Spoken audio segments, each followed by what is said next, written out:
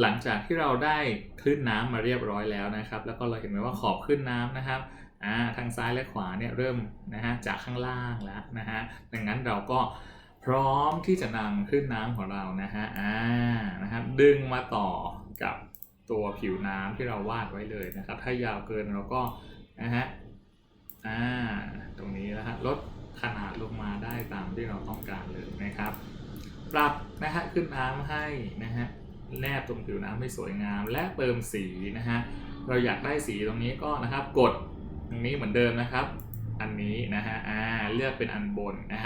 ถ้าอยากได้สีอันนี้ให้เหมือนเป๊ะๆง่ายๆเลยนะครับเรากดเครื่องหมายไม่ใช่ครับ tool eyedropper tool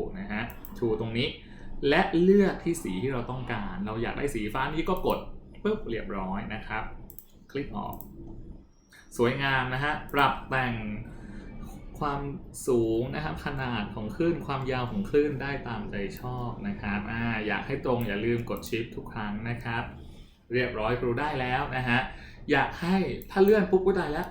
มันเลื่อนไปแค่อันเดียวเองนะครับเราอยากที่จะเลื่อนทีละกรุ๊ปเลยเราก็กรุ๊ปก่อนวิธีการกรุ๊ปคือง่ายเลยคลุมเลือกทั้ง2อันคลิกขวาแล้วเลือกกรุ๊ป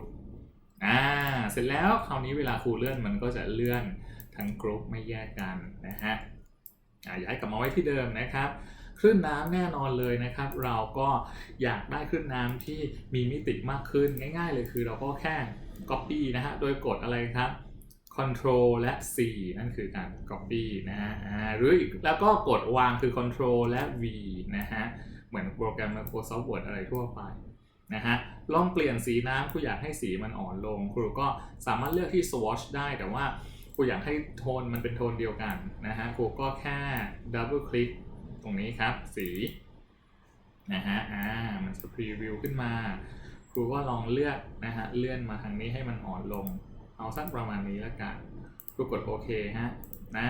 เห็นไหมมันก็จะอ่อนลงแต่ว่าครูอยากให้มันอยู่ข้างใต้ซ้อนข้างใต้น้ำตัวเข้มครูก็คลิกขวาแล้วก็เลือก arrange เลือก send to back นะครับ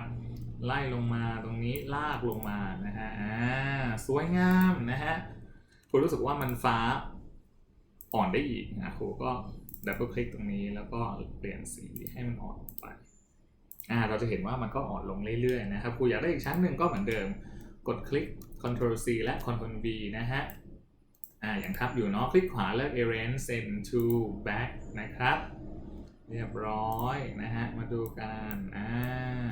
มันอยู่ตรงไหนแล้วนะครับตรงนี้เลยเหมือนเดิมนะครับดับเบิลคลิกที่สีนะครับแล้วก็เลือกความอ่อนอันนี้อ่อนมากsend to back ไปอีกนะครับอยากได้อ่อนอีกก็เช่นเดิมครับเอาตามความชอบของเราเลยสวยงามครับคราวนี้ก็จัดเรียงเลเยอร์ของน้ำเราได้ตามใจชอบเรียบร้อยเมื่อเราได้น้ำเสร็จแล้วต่อไปสิ่งที่ครูต้องการทำก็คือครูอยากได้เป็นดินครูก็เลือกจากชูเดิมตรงนี้นะครับสร้างเลเยอร์สร้างพื้นฐานของดินขึ้นมาตรงนี้นะครับยาวๆหน่อยให้มีความโค้งก็เหมือนเดิมครับกดล่างลงมานะครับดินน่าจะเป็นสีอะไรนะครับก็เอาตรงนี้ต้องเป็นหญ้าก่อนเนาะครูอยากได้หญ้าเอาเป็นสีเขียวนะครับประมาณนี้น่าจะโอเคลากลงมานะครับเพื่อความสวยงามนะครับซึ่งครูอยากได้เลเยอร์ของดินซ้อนหญ้าอยู่ครูก็จะ Ctrl C แล้วก็ Ctrl V